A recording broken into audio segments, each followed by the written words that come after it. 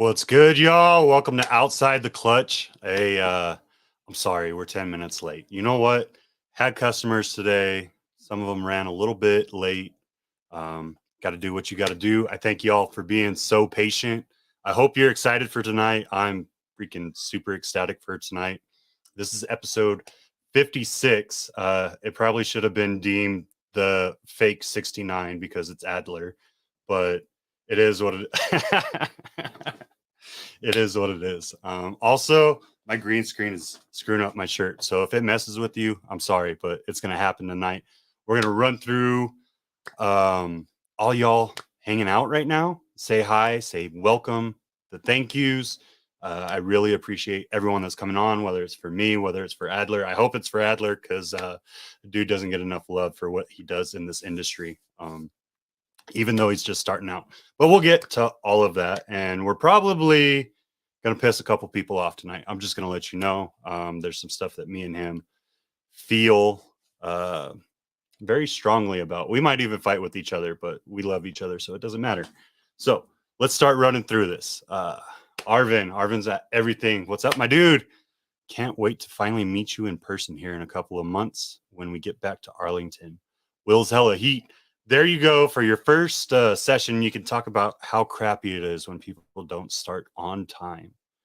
Adler trying to do crowd control in the chat. Harsh, if you guys aren't checking out his Instagram with Adler, they do an episode a week. I'm really enjoying what they're doing with that. Make sure you check that out. Please, please. And it also has this dude, Mr. Golem's Demons. I forget your name. I'm so sorry. We haven't talked enough. I'm really bad with names in the first place. So forgive me, please, please. Jamie, that's original 15 Minutes Lane family.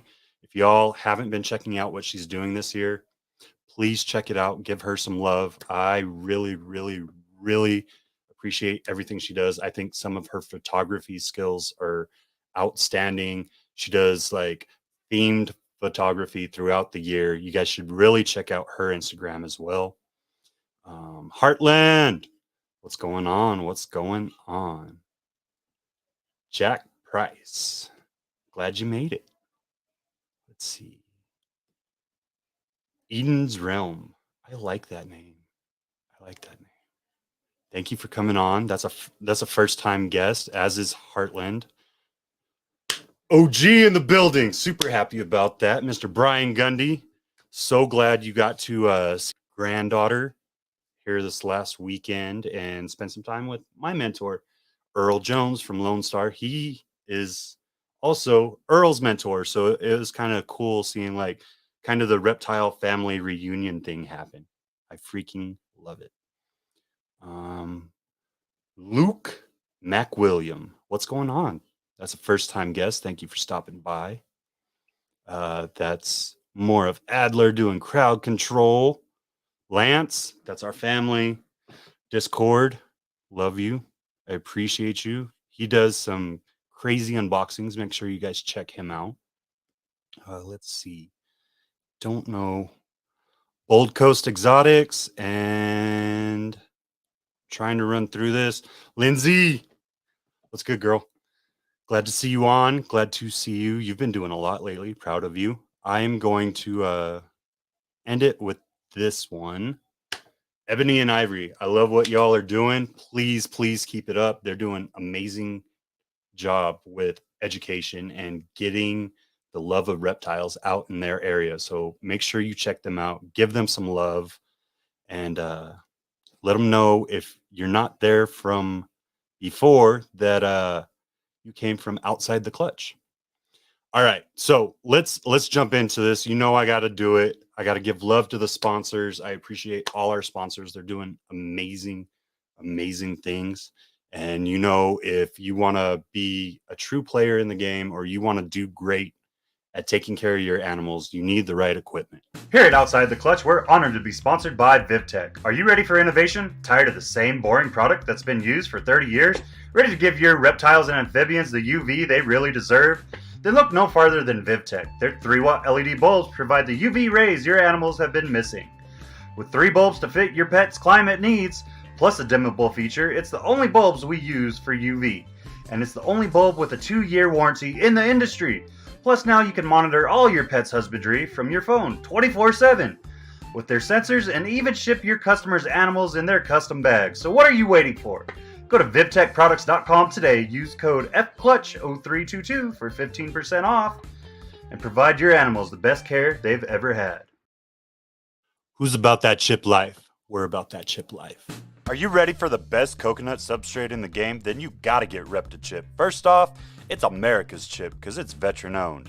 Secondly, why wouldn't you want the best cocoa chip for your animals? Go to reptichip.com, use code FEELYCHIPPIN for 10% off up to 3 breeder blocks, or your entire order of Easy Hatch trays or any Redline Science equipment on the site.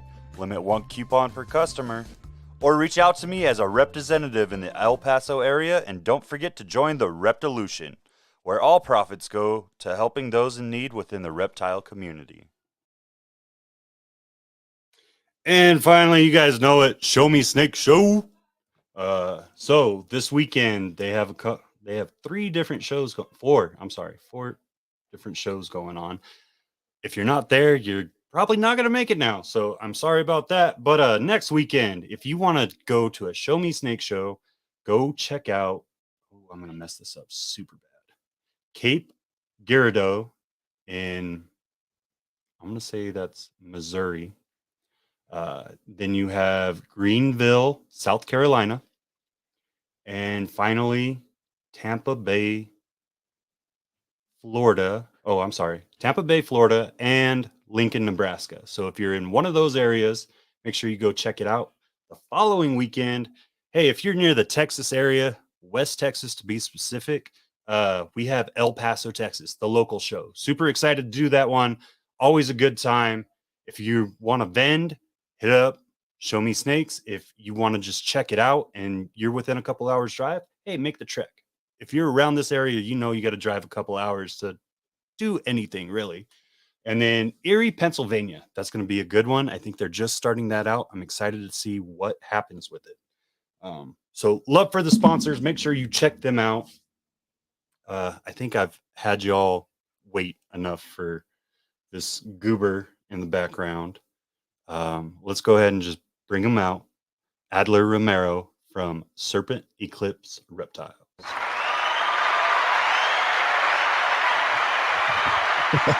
What's up, everybody? What's going on, bro? Not much, man. How you doing? Doing well. How are you? Good. Just chilling today. Just chilling this on the Saturday. Kids are playing Harry Potter right next to me with mom. So Nice. Yeah. So let's we got our time limit that I kind of try to set, and we got a lot to fill into that time limit. So let's run through it. Tell me what made Adler who he is before animals, reptiles, and what have you. Where do we want to start? From when I was born? From when you were conceived. I want to know where it was, what time it was, the exact position your mother was in. No, I'm just no, honestly, I just learned a lot throughout my life. I want to say my earliest memories, I've always wanted to be like a comic book artist and a boxer for some reason. Like when I was 5, I remember myself saying that to my parents. I did do MMA and boxing for a few years. I never went pro, but like I did it. And most of my career has been in the art field. Went to school for game art and design, so I know how to create art assets for video games. But I've done everything from digital sculpting to make collectible figures. I've taught that side of my profession at the college level. I do graphic design, photography, videography, video editing. I've just become a jack of all trades. And so when I was going through school, we were always like, you got to specialize, and you should specialize early on when you really don't know yourself and you're trying to find yourself. But I realize now I'm more as like a creative director. Like I have all these skill sets. I might not be the best in that skill set, but it's enough that I can build something and build a team around that. That allows me to get pretty far, or at least have a good vision behind something. So with all those different skill sets that you've learned, like you did fighting, you did art, you did other things within your life. What made you decide to focus on the art side of it? It's just something that I was extremely passionate about since an early age. I remember doing small art competitions. I never got really serious. My parents divorced when I was early, so I had to deal with a lot of that. I was the eldest out of their kids. I have an older half brother, but he wasn't really in the picture. So I kind of took the brunt of that. Um, and school just wasn't fun for me. Like social I don't think studies, it is for science. Yeah, anyone. I mean, it was really really boring. I mean, now I think I I probably could be diagnosed with like a ADD or ADHD, like most of us out here. And Yeah, unless it's something that I'm passionate about, I don't really give a shit. Hence why it's like I love the reptiles. You know, I love our animals, and why I wanted to figure out how do I use my skill set to kind of push and transition into this industry. So, sorry. What was Um, Chad saying in there? I heard Adler used to be pretty serious into Halo. Oh, yeah, no, I could have gone professional for Halo and Gears of War back in the day when I was younger. set you up with Anna so she can run through you. Probably now. Um, what brought animals into the spectrum for you? Like what drew you to animals, and then specifically what drew you into reptiles? As far as animals, I've just always been an animal person. My parents weren't so much. I mean, my dad, I don't really know how he feels about animals. I think he's old school, where he's like, if it's got fur, it should be outside, kind of a thing. Right. My mom, she liked them, but she never was one to have or own one. And it wasn't until I really pushed to get a dog. And then as far as now, myself and I would say my wife Jamie is even a bigger animal person than I am. Um, as far as reptiles, my earliest memory with something would probably be second grade. Somebody brought in an albino berm. It was huge to me at the time. It was at least like 4 feet. But now knowing what I know, I'm like, that was still, a He's a juvenile baby. as a little baby. But that really made an impression on me. And so all throughout my life, I always wanted to have reptiles, just never was in the spot to do so. And so finally, about 2 years ago, we were at a farmer's market, and this one person that we bought our first ball python from had one with her. And I was like, "Are you selling it?" She's like, "No, but I do have some babies that I hatched back at home." So the next day we went to her house. I checked out the babies, and that's when we got our first ball python. And then the rest is pretty much history. Then I found out about Morph Market, and Everything now, went to shit. now we have, including the babies that we produced in our crested geckos last year, 30 reptiles in a studio apartment. Yeah. Living the dream, man. Yeah. Living the dream. Oh man. All right, so let's kind of jump into it. You said you went to school to kind of learn the graphic design stuff and More so get into games, that. more so video games. More so video games. Yeah, Okay. I think the general misconception is like I usually just say graphic design because it's easier for people to just understand that I'm a creative. But if you want to get specific, there's graphic design, which is like logo, branding, all of that stuff. And then you have like CG, which can be animation, movies, visual effects. And then I specifically went for game art. So I was learning how to 3D model for video games because I mean, now the technology is starting to get much closer than when I was in college, but back then it was you had to be a lot more disciplined in how you made things than uh, how it is now. You can get away with a lot more now than you did back then. Okay. Makes sense. Yeah. So what under kind of learning that, what did you have to kind of do to learn the other aspects as well? Was that kind of integrated into your education since you were going for that full animation and like the creation of video games, like the coding and everything else that you've learned? Was that a part of the curriculum, or was that just stuff that you picked up along the way? So I guess that's two answers for the same question. So most art based courses or like programs, they will all have probably like your first year where you're learning the fundamentals, because a lot of these people that come in and decide to do it, they have either no fucking art skills at all, or they've just been somebody who's kind of doing it throughout their life. So they want to make sure everybody has a professional foundation in the fundamentals of design and art. So you learn like color theory, composition, all of that storytelling, all those things. And then from there, you jump in to your main focus. So from those foundations, it could be photography, it could be graphic design, it could be animation, it could be games. And so that's how you would branch off. As far as my other skills, like sculpting for 3D print, photography, videography, that was all picked up by myself. Learning that, as social media started get more prominent, I knew I had to be out there more, and I wanted to have a higher quality of what I put out.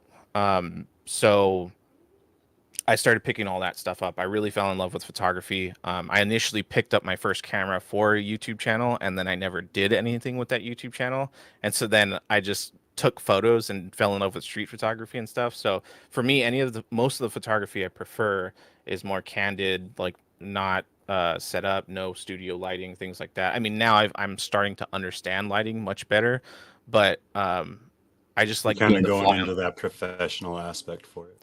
Yeah, but I mean, I wouldn't even say professional, because there's professional street photographers that are, if you think of street photography, it's actually documenting or documentary photography, and so those are the people that start doing street, and they end up in Nat Geo or something like that, flying overseas and taking those photos. So yeah, there's definitely multiple like subcategories of photography in the overall general theme of things. So what's kind of like your favorite piece that you've pulled from your street photography days? Oh man. Or like what's your favorite thing to shoot? Like everyone has that thing that they kind of lean towards when they're shooting. I think it's more so just my family photos. Really paying attention. Like for me, I like to try to make them artistic. I like to look for good lighting. So like if the whole room's dark and then there's just a shaft of light coming into the room, and then say my daughter's playing on the table there, and there's like these real dynamic shadows falling across her, and then I try to fill the composition with her on like a thirds or something like that. Um, but then there's the random ones where we're just I have one in the hallway where they're brushing their teeth at night, and the mirror was reflecting one of my daughters, and it was doubling up, and so then she saw me with the camera, and she made a silly face in it. And I mean, the mirror was all messy, there was like toothpaste stuck on it and everything, but it's just that moment of seeing her excitement of fooling around with me. I don't know, it's just it's seeing the emotion come out. I really don't like colored photography, and it's because color kind of distracts for me. I want to play more with light and emotion when I capture that stuff. So like I did a reel or two like last week, and it had where my tattoo artist, who I go and do some video work for him, it starts off with him, it's a pan shot in video, and then it cuts to all the photos. I like separating that, so it's like you kind of see them in their moment, see them working. Somebody had a question, Mr. Talk Show. Adler, what's your favorite camera to use? Wait. We're gonna get there. Don't worry Okay, about it. okay, We're gonna okay. get there. But He's but in yeah. the living room. He already knows the answer. We'll get there. Don't worry. But yeah, no. That's one of the things we're gonna argue about. Oh, okay. All right, bring it. You know my feelings about it. I know. We're gonna let everyone else know. Okay. So you took that photography and now you're applying it in other measures, which I applaud you for the way that you've taken everything that you've learned Hmm. and you find a way to drive it into everything that you're doing. When did you kind of take that step from, okay, I want to do video games and create comic books and all of this stuff, and merge it into, okay, well, right now I know that I can do the logos and build brands and do the things that you and me have specifically talked a lot about. Hmm. Um, I think whenever I'm going into something, I look for a problem to solve. And so when I came into the reptile industry, I didn't see a lot of creative. I mean, there is creative people here. I mean, you got like Adeline and all of them that are amazing artists. Um, but as far as like branding or really taking yourself on that next professional level, and you know, forgive me anybody that I say like a logo is too complicated, because there's plenty of Okay, people where it's like, it's okay. Send it. yeah, your Send logo's it. too complicated. No, but it's like everybody wants like the super graphical stuff that's like in your face and like pow, like it looks like a some type of like MMA t-shirt. Like somebody did a design for that. Tap out. Yeah, Extreme tap out or couture. something Let's like that. go. Yeah, exactly. So so everybody was going with that, but nobody really had clean logos. And so then when I saw like the Blake Stewart stuff, he was the only one he was the only one person doing it at the time. I'm like, I could do that. That's not a problem for me. Like it's the same thought process as any creative venture that I've done. And the biggest thing, like kind of how what I said, every program starts with the foundations. It doesn't matter what you're doing, because honestly, when I started photography, my 3D lighting got better because I was starting to understand lighting because of photography. So even now, having all those fundamentals and those foundation forms for every craft that I've gotten into, it allows me to really think and hone and creatively come up with, you know, new logo designs or just rebranding for people. And I'm like, that'd be perfect for me, at least to get my foot in while I'm, you know, working my way up to either, you know, start selling animals, start selling ball pythons, retics, whatever we're working with. um, it gives me time to build a following and a brand and a name for myself so that people know to come to me. And when I have met animals, I know they'll look at me and be like, oh, you got some cool animals too, let me buy from you as well. So just setting up that whole process. No, I get that. I think it kind of comes into your competitive nature too, a little bit, right? Like Yeah. you have that background in fighting and being competitive and everything that you do. And then you look at sometimes I'm not going to say the weak points. I think Blake does an amazing job with what he does. I think you do an amazing job with what you do, but you saw, like you said, there's no competition here. So you can essentially monopolize the entire industry if they're willing to pay that, right? Or Yeah. you can bring your skills in here and really create, okay, let's get people thinking. And I know what you did for me in that time was you really forced me to start looking at branding myself. Like obviously I haven't changed it yet. I'm still coming up with ideas. We yell at each other like every show, like, well, I would like to do this. Huh?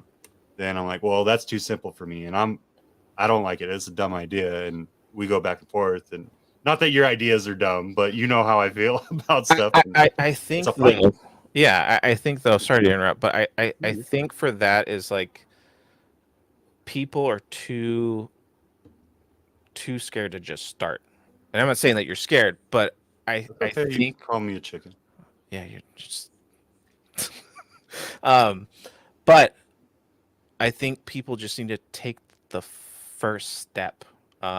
There's plenty times, you know, I mean, we're going through some hard times right now too.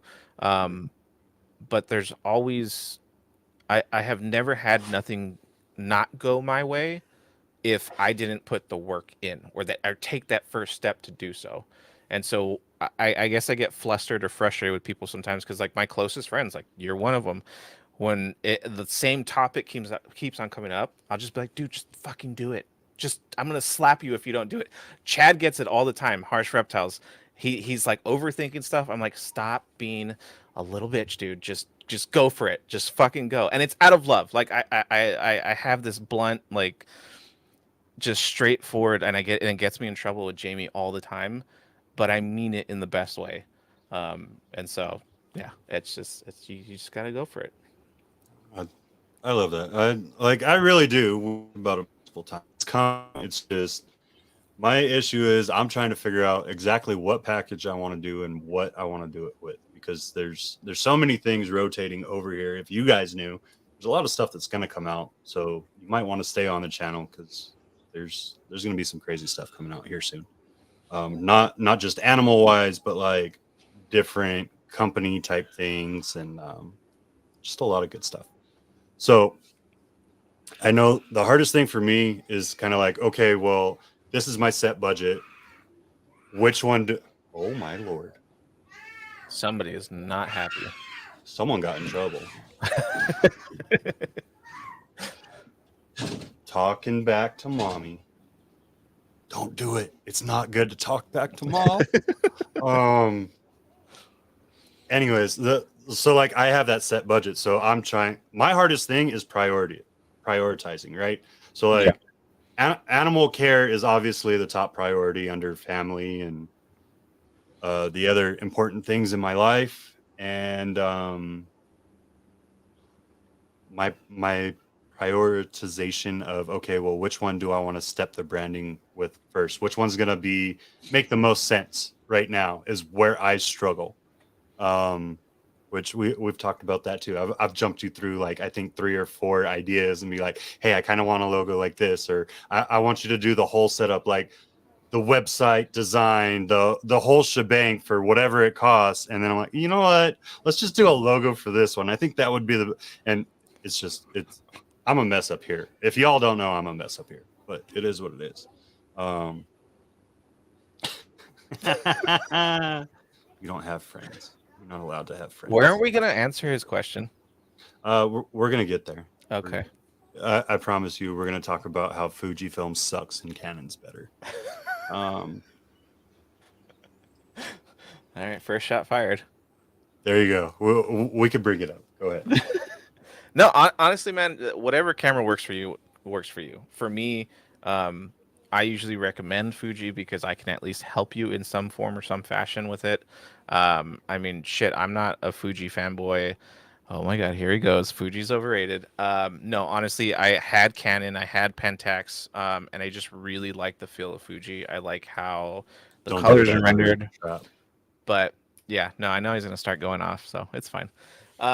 Canon does make great cameras, but I think my problem with them, especially as a company, is they cannibalize their cheaper cameras. They force you to go up to that. Where Fuji, I have an X-T4, X Pro 3, X100V, and even an XE3, which is a previous generation. And if I didn't want to color correct post and I just want it straight out of camera, I can match all of them as long as they all have the same film simulations for video.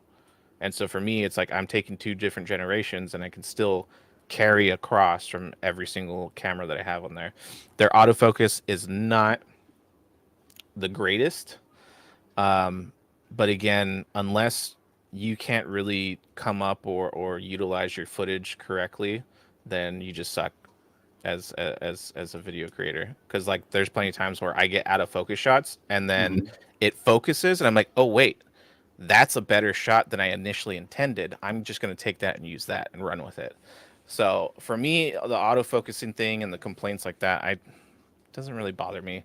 I think. Do you even shoot autofocus anymore? Yeah, for video I do. I have my X Pro 3 for only manual lenses, and then like on my webcam I have a manual lens, so this is the only focal plane that you'll get. See. So, and it's cheap. I mean, the lens was like $70. I mean, this one holds pretty good. I'm happy with what I got. But I still have to. We're not going to talk about that. That's another mess up. I don't listen to Adler, y'all. If you haven't noticed, I don't listen to. He says. But you take Mr. Talk Show's. You take Mr. Talk Show's advice. I don't take his advice either. It's okay. No, like I'm talking about the fact that you're like, hey, you need to download these. Well, my memory on my MacBook got full from all the stuff I was doing at Arlington. So I had to start deleting stuff, and instead, why don't you have an external hard drive from you again? Why don't you have an external hard drive? Because I don't understand how to work them. You just plug it in and drop it in. I have one. No, I seriously have one. Like I bought an external hard drive, And I put it in, and it downloaded the program. And every time I plug it in and try to transfer stuff over, it doesn't transfer. Okay, I'll have to help you with that. Yeah. I'm an idiot. It's okay. I'm willing to admit it. When it comes to technology, I make it look like I understand, but I really don't. I am getting better with manual, though. I find myself enjoying everything I do in manual focus so much better, though. Honestly, if you really think about it, the movies are done in manual focus. They just have a focus controller, and then you have somebody on the side that's like, I'm going to change this, while the other person's holding the camera and not even having to touch it. It's all like automated stuff. So, But what, besides the fact that you like the way it can be multi-generational, what is it about Fuji that you really like? Because we have the same discussion point every time you try to sell me on Fuji, and I'm gonna make fun of you for it the if film you don't say it. simulations. The film simulations. Oh, it's not that. What's He the likes how small it is because of how small his hands are. I've never said that. No, I do like the size because I used my first camera was a Canon 80D, and that motherfucker was huge. And walking around on on your neck, it gets taxing over a while. The Fuji bodies are really small. I mean it's APS-C, it's not full frame, so then you get all those people who are like, oh, full frame's the better one. I use it. I use it. I'm happy with it. That's all that matters. Like I don't need no, but one of the biggest thing is like the film simulations. I have always wanted to get into film photography, but it's way too expensive now. Fuji kind of gives you the ability to customize looks inside of the camera. It gives you I mean, depending on the generation you're on, like 26 or 36 different like built-in ones, and then you use those as foundations, and they give you 7 slots to create your own. And there's like a full site that has that's called Fuji X Weekly, and so you can download those and kind of replicate film but digitally. So that's always fun because again, I tend to use my camera more for photography than video. Video has been more recent. Are you on mute? No. Oh, looked like it. But yeah, I mean that's why I like Fuji. So, oh, and they have that retro vibe for it. So, I hate that all the other cameras look pretty much the same. All of my family used Canon while I was growing up, so that's just I've always gone Canon. That's all I know. It's okay, brand loyalty. It's bred in you. Happens. I don't care if I pay an extra $1,000 for the same camera. It's okay. Did you see the Leica monochrome that just came out? The M11. Oh, so beautiful. But when I have 10 grand, that's when I'll get it. Right. They're getting expensive. Purely for photography. But so let's kind of jump into one of the things that I enjoy about you. One of the things that I think draw us together, and that's how much you actually care about this industry and what's happening in it. And you've partnered with one of my sponsors as well, in a sense, to push forward to make the industry better with VivTech. Mm-hmm. What drove you to work with VivTech, for one?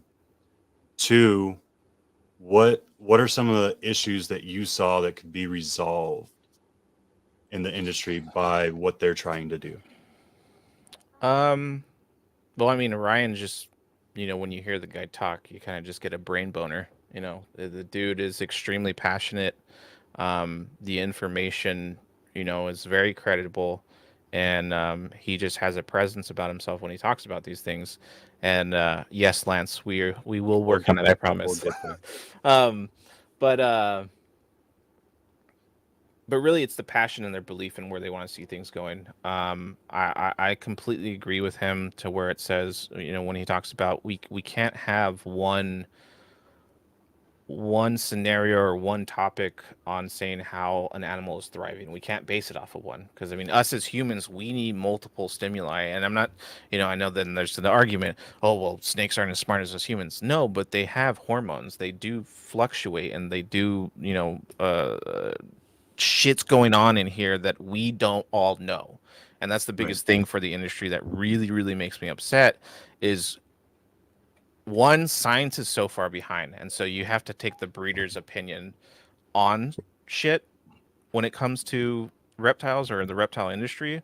And then it's breeders that have been in here for 10, 15, 20 years that are saying, oh no, it's this way. And it's like, bro, it's like, how can you say that? Did you go and did you talk to the fucking snake and ask it, is this what you're saying, or is this what you do, is this what you like? No. So we don't know, and nor do we have studies. Like, I love Dave Kaufman, I loved his ball python documentary, but he literally was there, what, a couple weeks, maybe Couple days.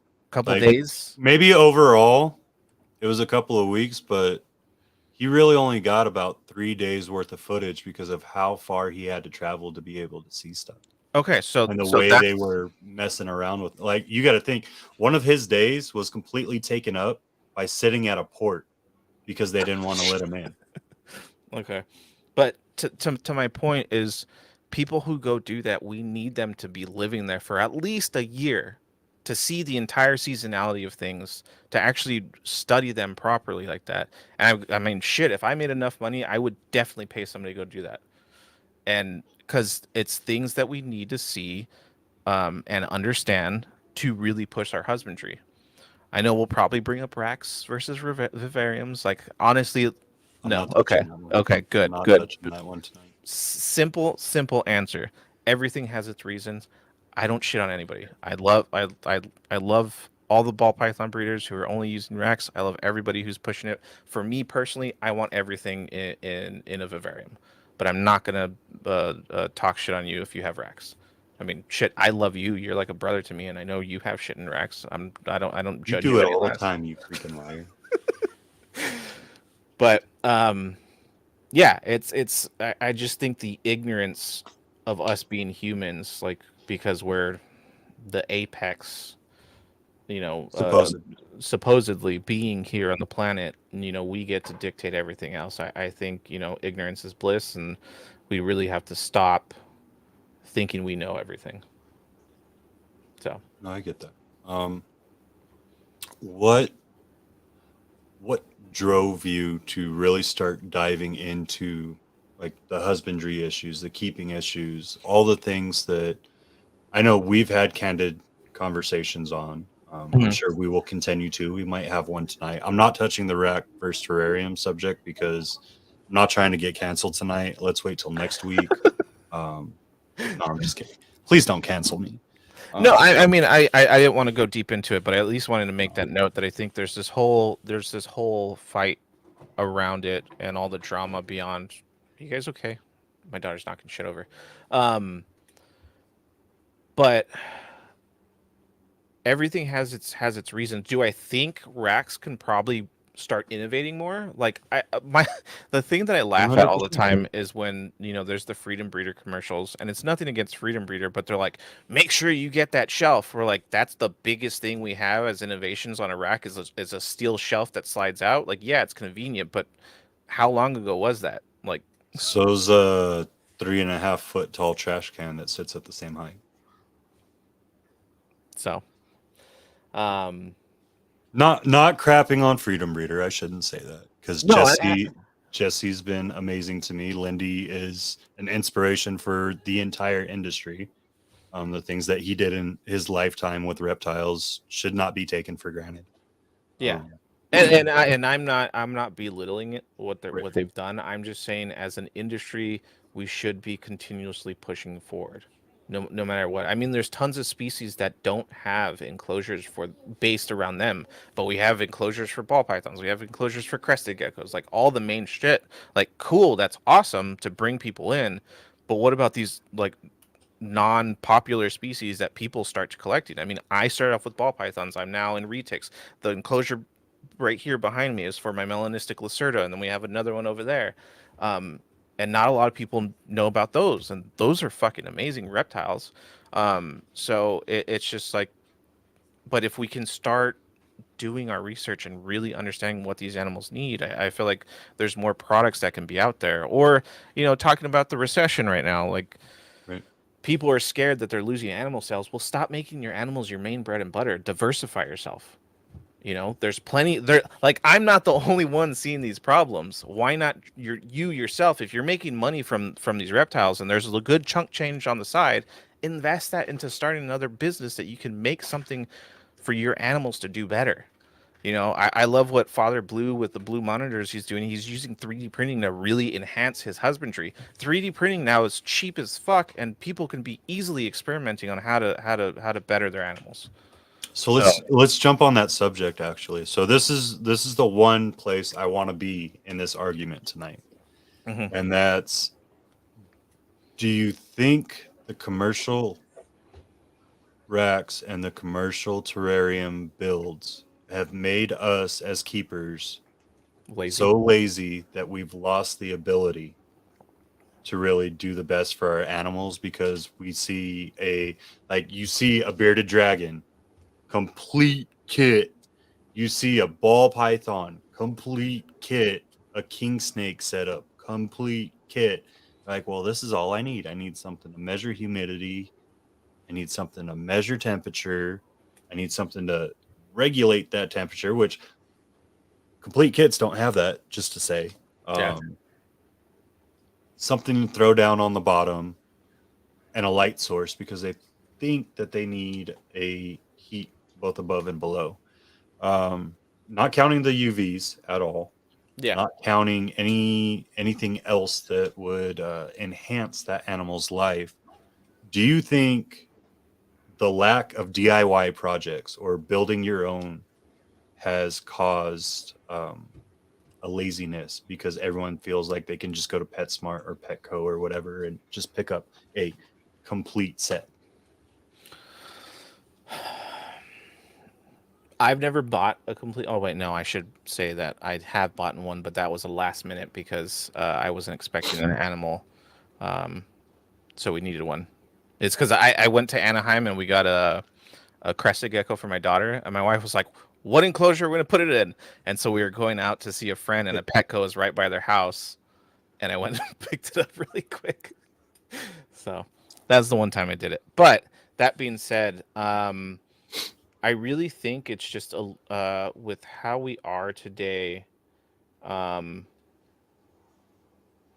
mean, that might be a factor, but I think with how we are today with society, as far as like instant gratification, I think that's more of a leading cause of it than say the commercial side of things. Because for me, immediately I started trying to figure out how do I make my enclosure better for my animals. The minute I started seeing humidity escape out of an aquarium tank, I'm like, okay, is there something better? I found a conversion kit and I siliconed the conversion kit. For me, when I'm passionate about something, like I said earlier, I want to research the shit out of it. And I don't think a lot of people take the time to research about their animals, either before or after they get it. You know, if you have an animal for like, fuck, my uncle, his girlfriend, she has 2 red ear slider turtles in a little like tall 20-gallon thing, and they're 19 years old. She's literally kept them in that thing for 19 years, and they're underdeveloped. Yep. We know the size of a red ear slider is supposed to be, and I try to just mention something. I even told her nicely, like, "Hey, can I buy you a tank and a bigger tank so we can set these guys up nice and neat?" And she's like, "No, they're fine. I don't want anything too crazy big."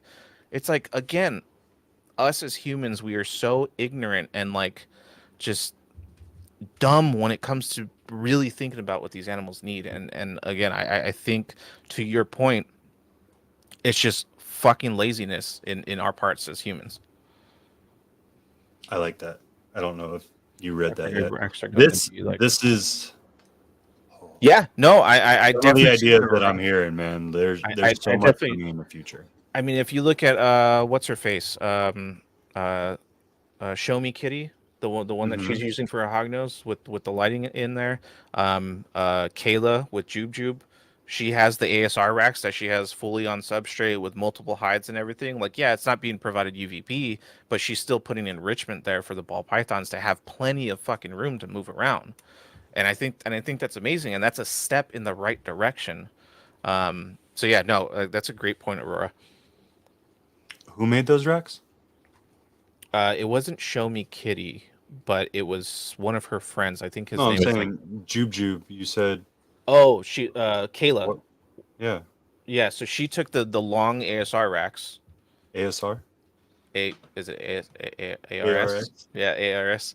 Um, I'm sorry. I'm sorry, guys. That's probably the only time I'm gonna get him tonight. I had to just let him wind himself up. that's that. No, that's fine. I always mix that fucking one up.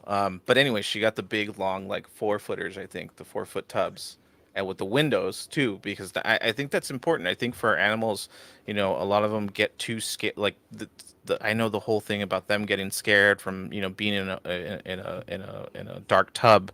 It's all, but we all like these are the animals that we love and that we want to be a part of. We should have them seeing us every single day, getting desensitized to be like, okay, this human is here. He's not bothering me. He's a safe space. Um, I mean, all my retics are great. I've never had any of them try to hit the glass or anything. Um, all my ball pythons are amazing. I mean, we all know how ball pythons are. They're pretty timid. So, but I've never had any problem with that. And it's just I have them in my space every single day, and that's what I love about having them in my workspace. Is I can turn right here. My Brettles python right next to me. I'll just go reach in and pull her out and hang out with her for 5 or 10 minutes, and then put her back in and get back to work. I love that, dude. And I think it's really important to understand that you not only jumped in to reptiles, but you jumped into multiple species right off the bat. And with that, you've constantly had to adjust and educate yourself in every manner, which I think a lot of us go off of, okay, well, this is what worked for everyone else. Well, you have different environments everywhere. This is one of the things we argued about on harshes. Yeah. Was okay, well, so Reptichip. I know a lot of people hate it. A lot, and I love it. I literally put it under everything. My retic lives on Reptichip, but a lot of people hate coconut, whether it's Reptichip or any other substrate. I mean, my A lot retics of are people hate it because they're worried about impactions. I've never had that issue, and it was one of the things I told you. Like, I don't feed on top of the Reptichip. Just be smart about it. Like, I don't know. He wants Maybe to start coming. again. It may be coming. No, and so another point. So I keep dwarf and super dwarf for the marketing term. I make sure that they have elevated enclosures. Tsunade here, I made her quick PVC perches that she goes up and she climbs on. Luke Koa right here, she has an extra shelf that she climbs up and takes her body on. And then Ichigo too. I mean, I had to take out his light because he kept on pulling it down, but he still has his UVB bulb right there. He has perches and a sky hide that he allows him to climb. Right now, I fed him last night. He's digesting in his sky hide. He's not even on his heat mat or on the bottom.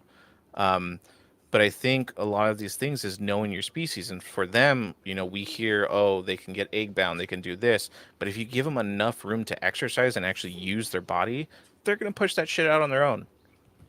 And I mean, their acids are so fucking, acidic that it'll pretty much corrode anything. Yeah, it's done once it hits the belly. You don't want to see it come back when it comes out. Yeah. Well, depending. Like poultry's bad. I will never feed poultry to a snake again. Really? I don't like it, dude. I don't like it. Like, is quail's considered poultry, right? Yeah, but I think the quail's a small enough meal that it probably doesn't mess them up. But like when you're looking at like even Cornish game hens would probably be okay. But like when you're looking at like the chickens or the turkeys, once you get those bigger retics, yeah, it seems like they always spray everywhere. Well, you have a mainland, right? Yeah. Yeah. Okay. Yeah. No, I'm staying away from mainland. I have a baby, and I don't know. She's like 10, 12 feet. I'm done trying to measure her. I'm just letting her do her thing. You just know she's big. That's all. If you feed my retic a chicken, I'm going to do some stuff that you're not going to like. I can't say it right now because I don't need that evidence on myself. But yeah. So what's the next spicy topic? the next spicy topic. Everyone's obviously talked about it. I think everyone knows I'm a huge advocate for US ARC. I haven't done my fair share on US ARC Florida. I will say that I need to do more to help them. With what has happened there, how I'm not going to jump into the whole story. I think pretty much everyone here probably knows what's happened in Florida. It's on national news at this time. US ARC Florida has done an amazing job really getting that story out so that we have a fighting presence in the state again. What do you think we as an industry can do better in that aspect so that we are not put into another situation, whether it be Florida or another state, to have things like that happen again? We have to be better at policing ourselves. I know there's a lot of fight back at that notion, but we need to, because if we don't do it in a manner, we're not all going to agree, and that's okay, but we need to come to a compromise and understanding that we need to do it or the government's going to, and that's a clear evidence of it happening. I don't know if I should bring up this topic because this is an example, but have you heard the stuff going on between Rodney Bullock and Garrett Hartle?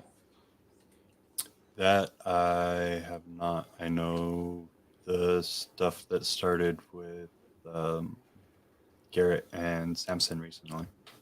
Okay, well, the reason is because Garrett and Rodney. So,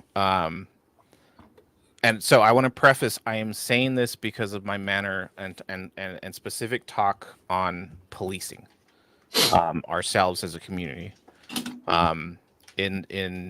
If this story or if this whole thing is true of what Samson is accusing and what Rodney is accusing Garrett of,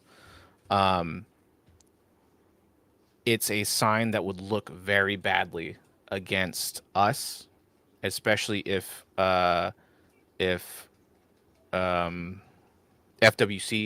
or legislators find out that, who Samson is, who Garrett is, they can use that against us.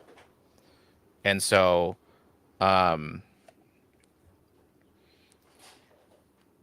in regards to what Garrett has said versus what Rodney has said, it didn't paint Garrett in a good light. And it made me very disappointed because I love Garrett. I respect what he's done and what he's built. But again, when we're in an industry where we talk about that this is about the animals and that the animals should come first and it should never be about ego or infighting or squabbling, the whole situation was just handled very, very poorly. And I'm at this point right now where I am as until it's been proven true or proven wrong, I'm no longer supporting Garrett financially. That's just my opinion. That's my decision. And this is my way of trying to police the community. I don't have a big voice. I don't have a big stick, to go bash somebody on the head with and say, hey, you need to shut up or buck up. But I can do that with my dollar. I can do that with how I talk about it. I don't have to go out and say, fuck this guy, fuck this person, this, that, and, whatnot. But I can say it's like, I don't agree with you. I don't agree with the scenario. If it comes out that it is false, then cool. I will support you again. But until then, I need you to show me that this isn't you. This isn't who you are. Because he's a leader of the industry. So, until we know exactly what went on and how it went down, I'm not supporting him financially anymore. So outside of the power of the dollar, like you said, police yourselves, but that's a very broad scaping term, right? Yeah. Like, you could say that, and everyone has different aspects. Like, obviously the most powerful for anything is you show the power of the dollar. Yeah. The power of the dollar goes a long way in this industry. But outside of that, what specific steps would you take? I think there should be some type of permitting system that is ran by us, not by the government, by us as a community, a third party, so we can have that power. We will be transparent with government, but we need to run it. They can't run it because clearly they can't. So I think that's the biggest thing is figuring out some type of system that allows us to register who we are, our animals. I don't know. There's more nuance to the conversation. Something that there's a lot of deep thought on right now, and I'm in the works of trying to come up with a solution. But yeah, I think for us to do anything, and I know a lot of people are gonna give shit, and they're gonna want to be private, and they're like, fuck this, like then you don't have to be a part of it. But then that runs you being at the risk of, hey, you might lose your animals, and we can't back you up in that case. But if we have a system where we're doing that, kind of think of like an AKC. They're holding their people accountable that's in that program, and there is sellers that are outside of that program. Yeah, allegedly. But I would like to create something in that manner that is allowing for us to safely keep our animals. We are as a community, we are in control of it, but we work in tandem with the government to be like, okay, this is the information you need. Cool, get off our backs. We got this. But show them that we're taking ourselves seriously. I just think the industry really needs to stop. I mean, it really started. Well, I want to say it really started popping in the '90s, right? Right. So it's like we're still in this juvenile, I think, like teenage stage as an industry, and I think we need to stop acting like a spoiled teenager, getting his or her way, and grow the fuck up. Like we need to act like adults as an industry. So that's my opinion. I think the biggest thing that I would say in this fight right now is everyone's so worried about making the dollar, which I understand. You have to make the dollar, right? To take care of these animals, you have to make something. Whether it's the animals, whether it's the almighty dollar, as some people put it, whether it's whatever. At the end of the day, you get to dictate who your animals go to. Yeah. And so I think the biggest thing is we're doing a piss poor job on vetting. Like we're so worried about making a dollar so quick because yes, it gets expensive. Yes, you have to feed, you have to supply the bedding, you have to supply the electricity, the water, all of the enclosures, the bioactive setups if you do that, whatever it is. But we do not sit. You know how many people have freaking vetted over $100 steak that got pissed off and they're like, well, I don't even want to buy it now. And I was like, well, good, because if you didn't want to answer this, you're not worth having my animal. Yeah. Like I don't produce hundreds of animals, so I have the ability to do that. I understand not everybody does. I think I'm probably going to max out at about 200, 250 animals the day that I max out. But I believe, okay, that gives me a legitimate almost day and a half, give or take, to be able to really vet someone and ask them the questions or carry on that conversation longer and be like, okay, are you truly the right setup for my animal? Because I don't want to see my animal just get passed around.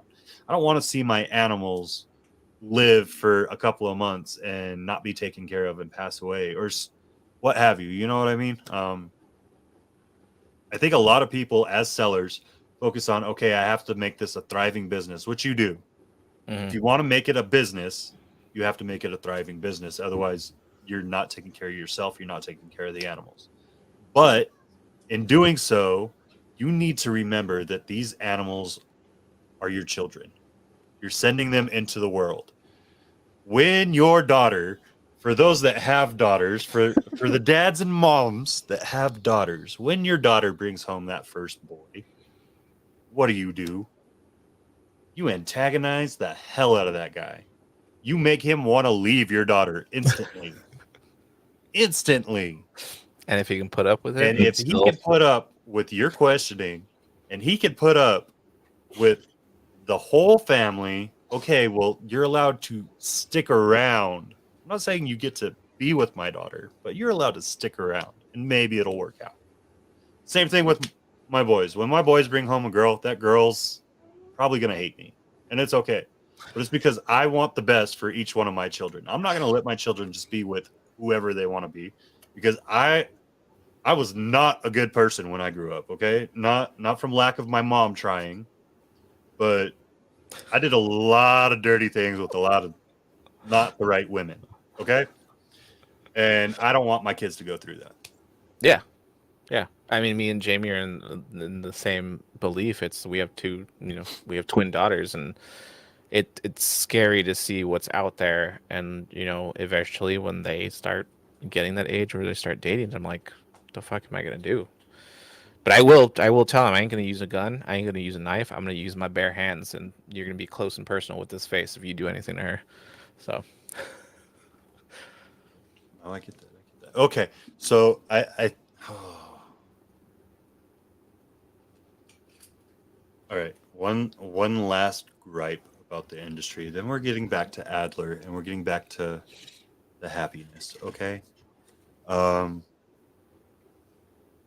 thing that you want to change in the industry that you think is feasible for us within the next, we'll say, 5 to 10 years, as an industry in whole. I think providing UVB and UVA for your animals, I think that's feasible. I was going to say stop the infighting and let us be happy-go-lucky, but that's never going to happen. But yeah, I think Human culture, man. yeah, no, I mean, we're always you and me fighting fight constantly, but we still love each other. I don't really think we fight. I mean, we do have disagreements. I but mean, I think yeah, disagreements. There hasn't been a hang up yet, except when I'm rolling on the highway and lose service. Yeah. Or you were saying something about Fuji film, and I was just like, I'm done with this shit. No, but honestly, I think providing UVA and UVB, and this is, I guess you can say this is more of a sponsor shout out because you're sponsored by VivTech, but no, they are one of the lights that do provide both. And UVB is great to help with immunity and system function and all that for the animals, but UVA, just like if somebody's in fucking Washington State and they have seasonal depression, they literally sell and buy UVA bulbs to help them stimulate their hormones in their brain. And so for us, if we can at least do that for an animal and give it a day-night cycle, but also providing it with things. And when people say, "Oh, ball pythons don't bask," they will shove a portion of themselves outside of their fucking hides or their holes in the ground. Basking. Yeah, they do cryptic basking. So for people to argue that's fucking ridiculous. But that being said, yeah, I think that is something feasible that can happen within the next 5 years. I know Ryan's in the process of developing stuff to help broaden the offerings that they have to get into more unique cram situations as far as husbandry goes.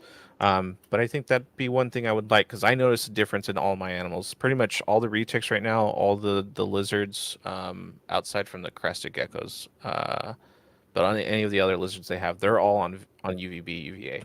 And there's a definite difference that I've noticed in their behavior and where they like to bask and things like that. So, yeah, I think that's something feasible that we can do.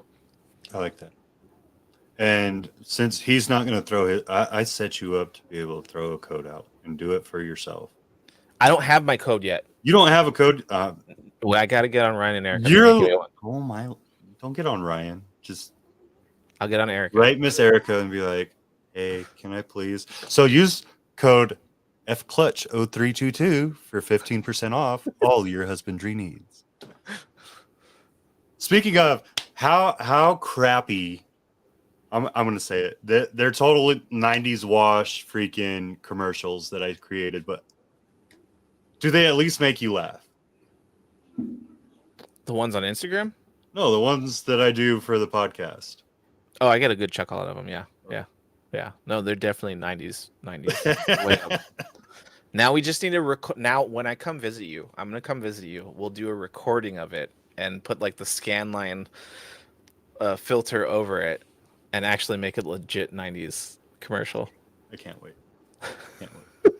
So let's jump into a topic that we kind of touched briefly because of Lance. Mm-hmm. It's probably one of my favorite things you do. Not saying that there's much that I don't like that you do, but it's one of my favorite things that you do. Having the family involved. The reptile wives. This This week on Reptile Wives. Watch me get a copyright strike. Can I you gotta hear psych this? myself up to do this. Yeah. Are you Oh, sure you can do this? Watch me get a I gotta copyright try. strike on this. I don't want to. I love it. Jesus.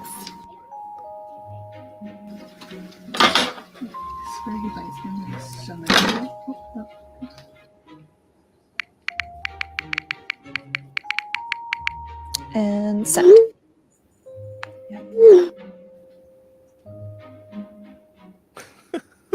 This week, I wish you would have showed the one where I did my Gollum voice.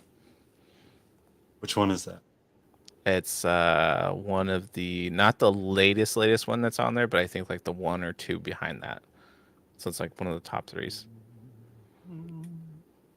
Oh wait, that's another one. So that was the last one that had Reptile Wives on it. I'm having to scan over stuff. Oh, okay. So if that was the last one, then the one behind either that one or right before that one.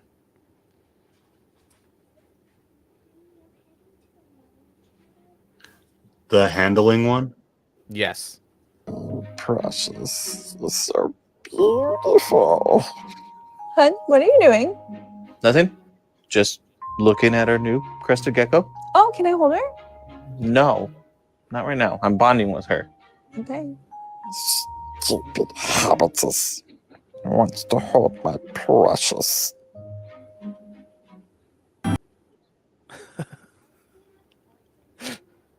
Yeah. No, we have fun making those. I know it's been a while since we've last made one, and there's just been a lot of life stuff happening, but we do want to get back on track on making those. So I want to talk not only about you making those, but what I understand what the inspiration initially was for it, but like whose idea was it? Was it yours? Was it Jamie's? oh, it was Jamie's. It was Jamie straight up. She was like, "What if we start?" You know, at the time we were like binging Modern Family, and she's like, "What if we start taking instances between husband and wives in the reptile industry on little, tidbits here and there that like maybe annoy the wife or annoy the husband?" And I was like, "Yeah, that would be great." And so we just started doing them. We'll usually film, like, I'll have her do the talking head portion where in the beginning we'll probably film like 5 episodes of those, and then during the next 5 weeks we'll try to capture like moments in between, and then I'll try to put them out each week. So yeah, no, it's been fun. I've been trying to Oh, sorry, go ahead. no, I was just saying, I've been trying to get together with other people in the industry as couples. Like I know I wanted to do one with Brian and Kathy from Reptile Revival. If Phil's wife Melissa is ever home, I want to do one with them, because that would be a reptile husband episode, because Phil's the one that actually has to keep Melissa in check. But yeah, I want to do more outside of just me and I'm surprised Jamie. you haven't. You're gonna get like the exact contradiction that you want if I bring my wife on. Oh, I know. Well, I want to do one with you guys. She's so ready for all the animals to be gone. Not that she doesn't love them, she hates the time that I put into them. Yeah, I know it's hard. I mean, I'm very fortunate. Jamie does this with me. Like if I'm not cleaning or taking care of things, she is, and she, again, we're both very big animal lovers. She never thought she would love her snake, and she has her favorite ball pythons out of the clutch that we got that are hers. I mean, and her favorite one, I think, is her pied male, Basil. He's got just markings on the head and on the tail, and now he's getting beauty marks all over the spot. I'll give it. They're gorgeous animals. Girls have something with pieds, and pieds do not like them. Really? And one day I'll figure out why, but they do not like to eat for me. They like to turn me gray. They like to give me anxiety, and it's okay. I have a few that aren't eating right now, and it's. I was like, I'll let you go through your cycle. I'll Do your thing. Do your thing. Because I mean, if they don't eat, then I just give their rats or their mice to the retics, so they'll take it. So Jamie inspired it, or like came up with the idea. How do you guys kind of plan out? Because you said you kind of batch shoot at least the opening scene. Mhm. Um, So we'll usually just sit down. I mean, we're together pretty much 24/7. I mean, me, in her, a and the little girls. 400 square And- foot. Yeah, a little 600 square foot studio apartment. So, um, like I said, the girls are literally playing video games 5 feet away from me right now. So, I mean, the Dude, your TV's kids further, are but better than me. Like my kids would not allow me to just sit there and hold them. They would be like messing with my feet or jumping in my lap or doing something. oh, trust me, we had to work with them, but you know that's why Jamie's distracted right now. So, but yeah, no. So we usually sit down, we go through what we've already made and what we could come up with those scenarios, and then yeah, we just go and we'll probably, if we sit down that day and it's early enough, we'll shoot like I said, the talking heads that day. I'll usually be behind the camera directing her and like give me more emotion, look a little bit more aggravated, and I probably should start doing like blooper clips because we crack up a good amount doing that stuff. So yeah. Speaking of blooper clips, someone, not mentioning any names, but he's about this tall at Arlington. I had 3 podcasts, and someone somehow decided to walk by in all 3 of those podcasts and make a blooper clip in each one that I had to edit out. Is that me?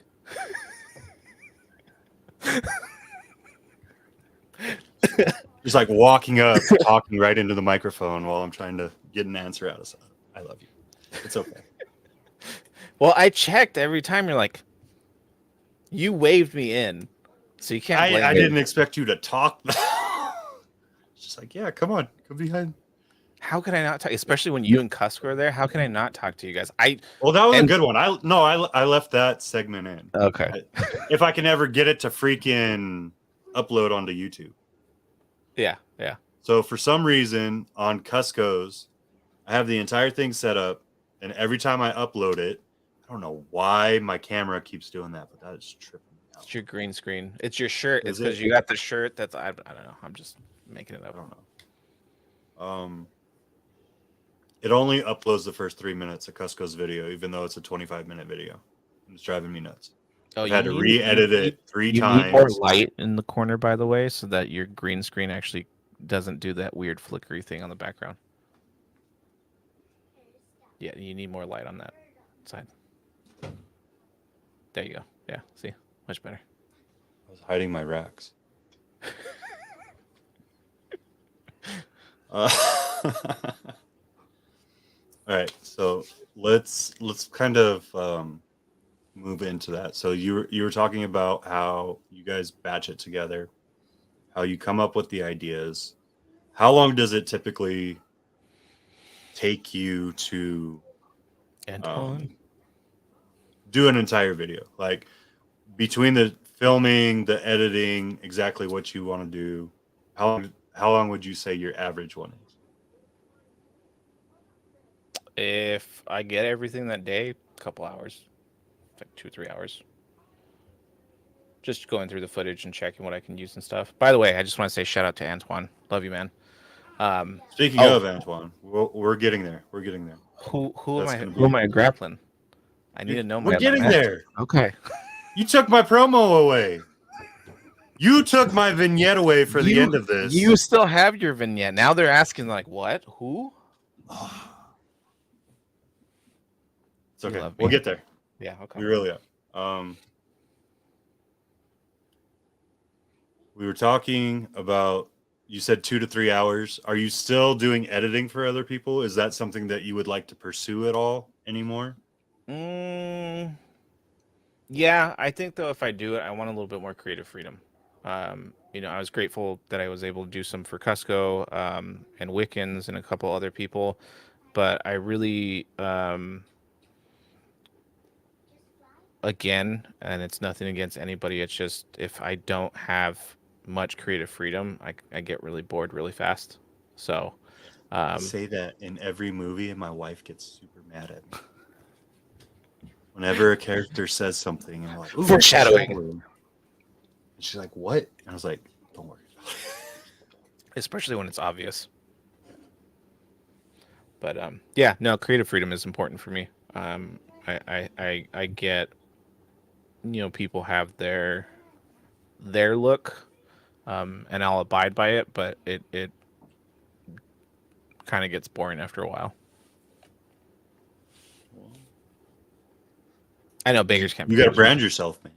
Yeah, no, I Brand know. yourself, and that's you do it very well, and you've been teaching others, but you have to.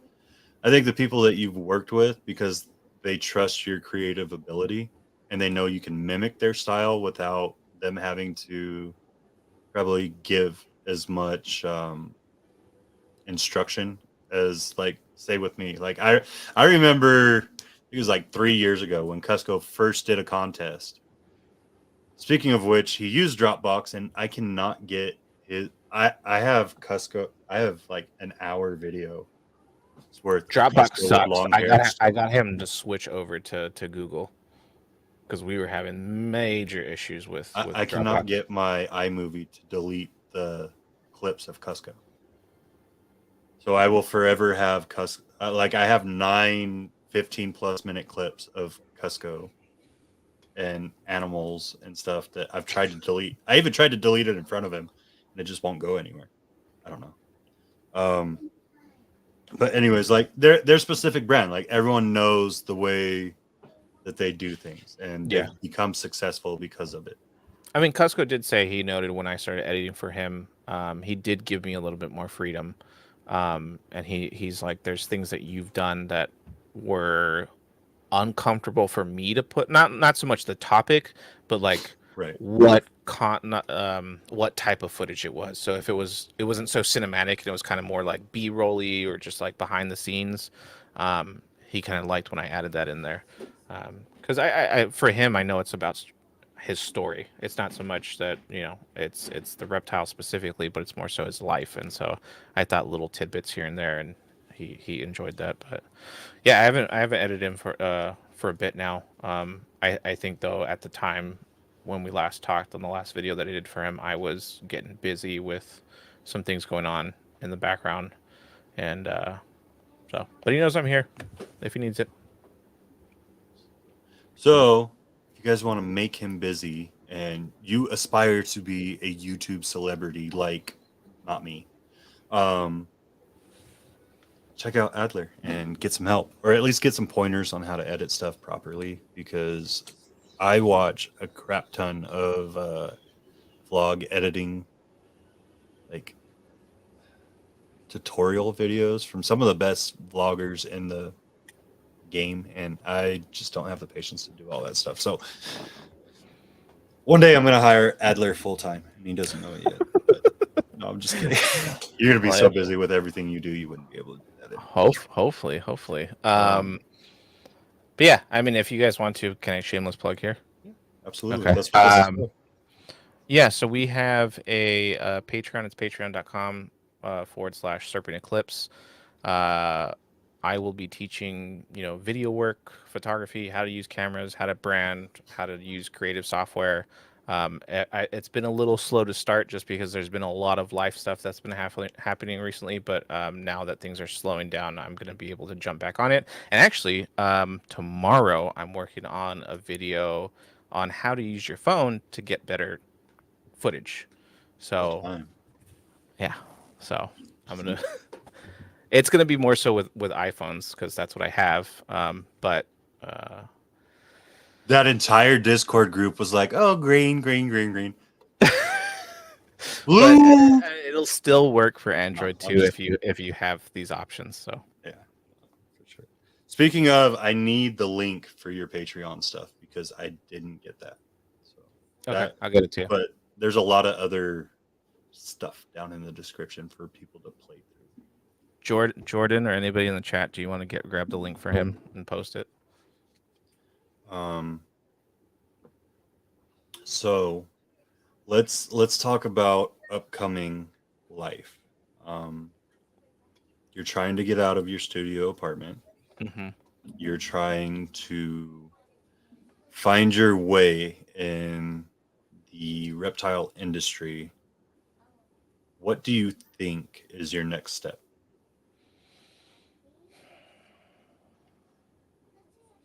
Get my new business off the ground. So right now I'm looking for an investor. Oh, we're going to to talk have about the- that?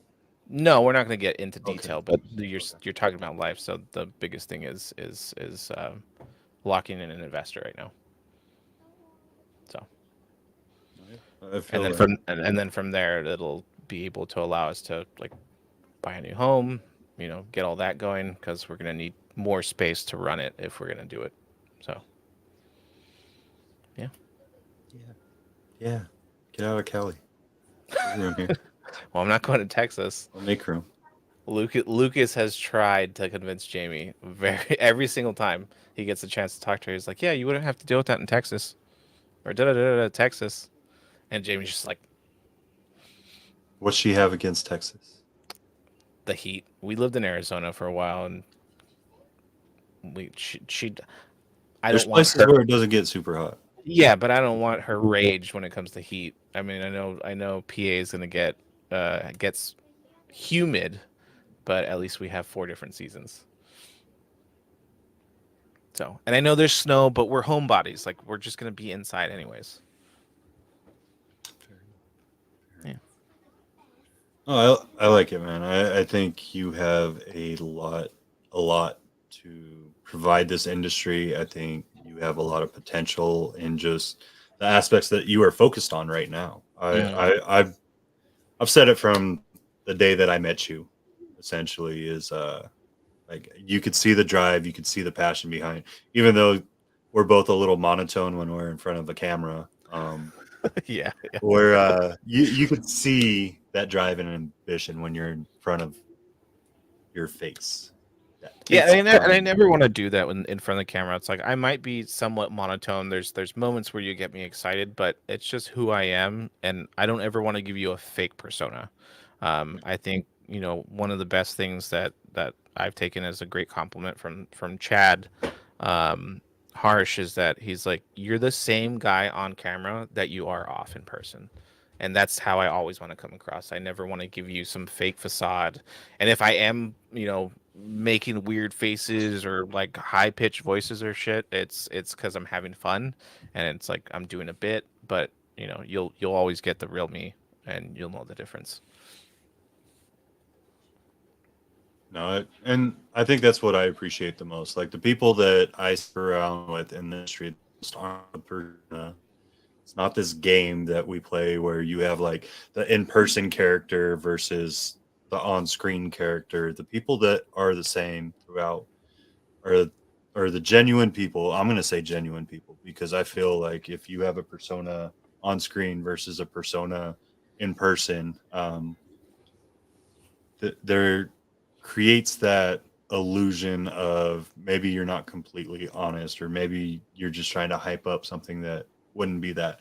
Whereas if I see the same thing across the board, I'm going to know, okay, well, this truly has you excited. Like you're not doing a pitch to sell something because you're just trying to sell something. Like this truly has you excited about what you're doing.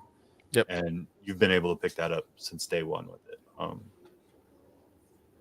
Well, I appreciate it, man. It's what I strive to do. I knew coming in, it wasn't going to be easy.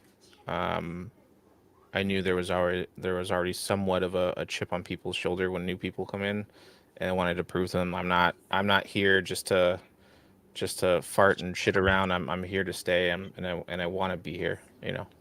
I'm really trying to stop that. Thanks, Mike. I'm trying to stop altogether. But I'm not. I have a military mouth, and it's hard to get rid of.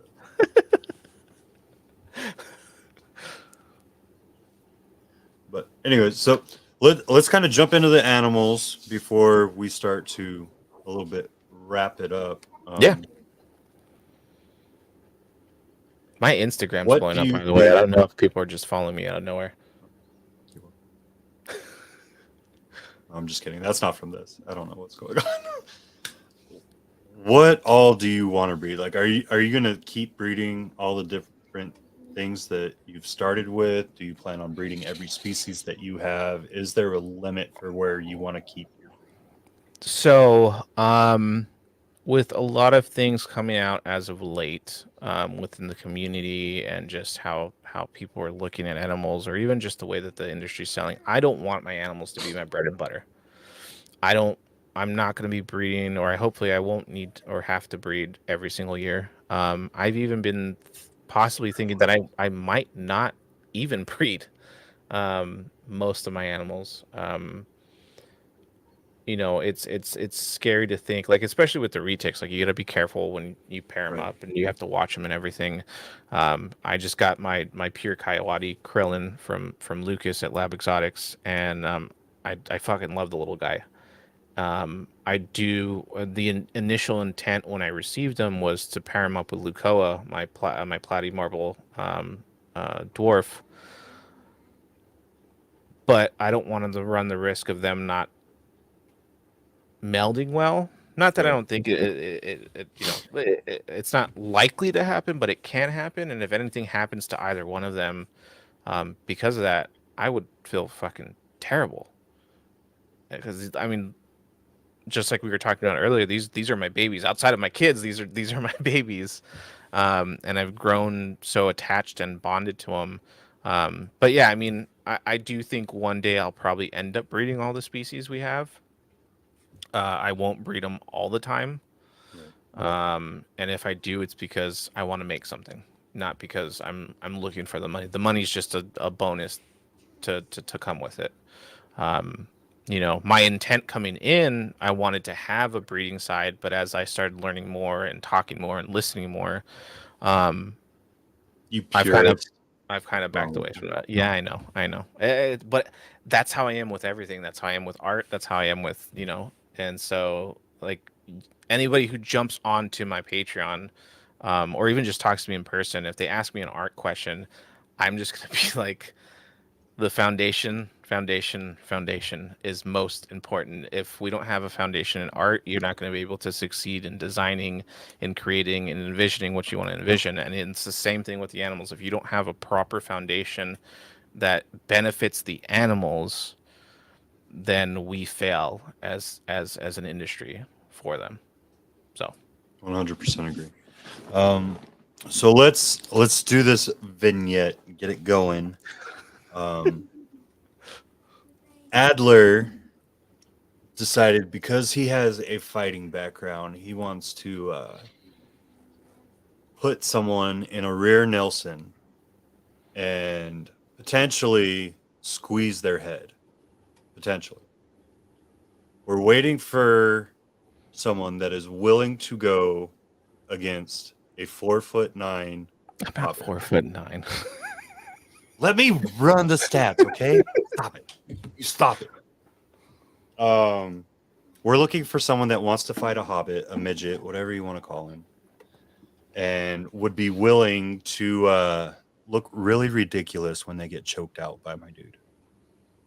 If you don't know what this is for, let me go ahead and just tell you real quick. So, one of the things that I hate that I'm most known for in this industry is tapping out to Antoine Hood. Because he got me in an Americana. But what we did was something amazing. He got you We an raised Americana? $9,000 for US ARC in a single weekend with about a month buildup. So what is happening now that Antoine is licensed, which huge kudos for him to be able to start matchmaking, and he's licensed and he's going to blow up with all of it. And I'm super proud of my dude. That's my big bro. Love that man with all my heart. He's making a whole fight card for Tinley. And the one thing that got my wife to finally agree to me going to Tinley is, I said, well, I have to go there to be a commentator.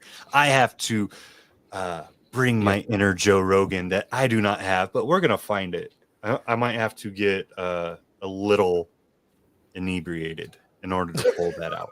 Just to be fair, I'm a very, very reserved person most of the time.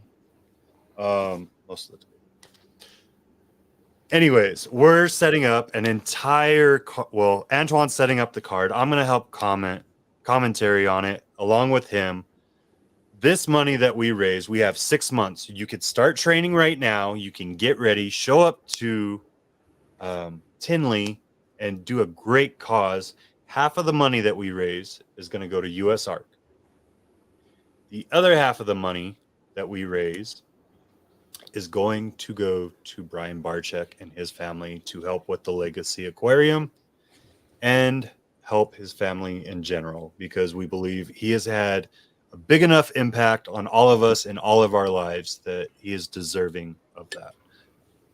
So if you are interested in being a member of that or getting choked out by Adler, do us a favor, reach out to Antoine Hood at High Desert Pythons in California.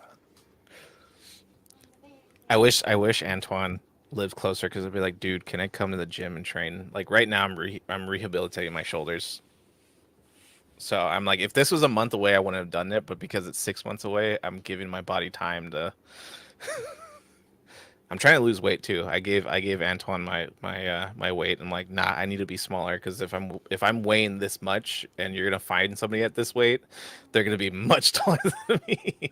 So to be fair, everyone here's fight, and they're thinking like ring, gloves, stuff like that. It's still called a fight in essence. Like, it's a grappling match. It is, but that's because we don't want a bunch of broke people that might want to go after NARBC or Antoine or anyone else. We're gonna have a liability waiver. Like, everyone's gonna have to. You have to, yeah. It's gonna have to happen. Someone's gonna get angry when they lose. But well, I mean, you don't grappling want matches, everyone you get walking elbowed in around. the face. So this is Friday night. Friday night, when everyone gets in, after everyone sets up, we're doing the matches Friday night in the venue, unless something changes. We're working with Brian Potter right now to make sure where they do the US Arc auction, we can do it Friday night. And then we'll have it again Saturday for the auction. If you want to be a part, it's a great cause. I implore you, reach out, take a chance. I had not done any grappling, anything for about 7 years at that point.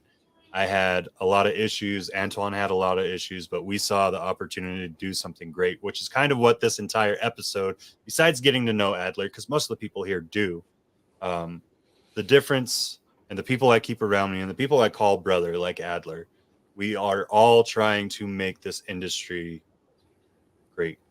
We are all trying to bring this industry together. We are all trying to better what we are a part of, versus just saying, okay, well, let me make my money off of it. Because there's more to life than just creating that money. Mike, if you hit me in the face, I'm going to punch you in the dick. There, I said it. You got something out of me. I hope you all enjoy that. Anyways, so those that are ready to do something greater than just build their own pocketbook, please reach out. Adler, brother, I love you. I love everything you do. There's so much that we didn't touch tonight that we really need to, but I'm not sure if I'm ready for it or if the audience is ready for it. It's 7:40 right now. I know. We can touch a few. I have family time that I have to do. Okay. There will be around two. For those that don't have all your connections, how do we get a hold of you if you don't want them blowing you up at like 12 o'clock at night like I do? If you want to get a hold of me, hit me up on my personal Instagram. You're gonna see a lot of the same content that's on our Reptile page. We're old. Give us a break. But at AE Foundry, all one word, on Instagram. And yeah, that's the quickest place to get to me. And like I said, if you guys want to help support me and support what we do here at Serpent Eclipse, please feel free to jump on our Patreon at patreon.com/Serpent Eclipse. Yeah, that's my website, all my old work. That was a fun project to be on. But yeah, that's where you can find me. Okay. I hope you all enjoyed this. I'm going to kick Adler out for a second, and we're going to wrap this one. Appreciate you, brother. All right, y'all. I hope you enjoyed Adler. Go make a smart comment on his Instagram if you enjoyed this show. If you're not on his Instagram, well, go join it. And then next week, he was here tonight. I don't know if he's still here, but we're going to have Mr. Phil from Thompson Cole. Adler designed his logo. So if you want to see some variation of Adler's work, besides just looking at MJ's stuff, look at Thompson Cold Blooded next week. There's a couple of other people. Hey, check it out. He's done a lot of really great work. You'll be seeing logos and other stuff coming here from Adler in the future. I hope you all enjoyed it. We'll see you next weekend. Y'all have a great one.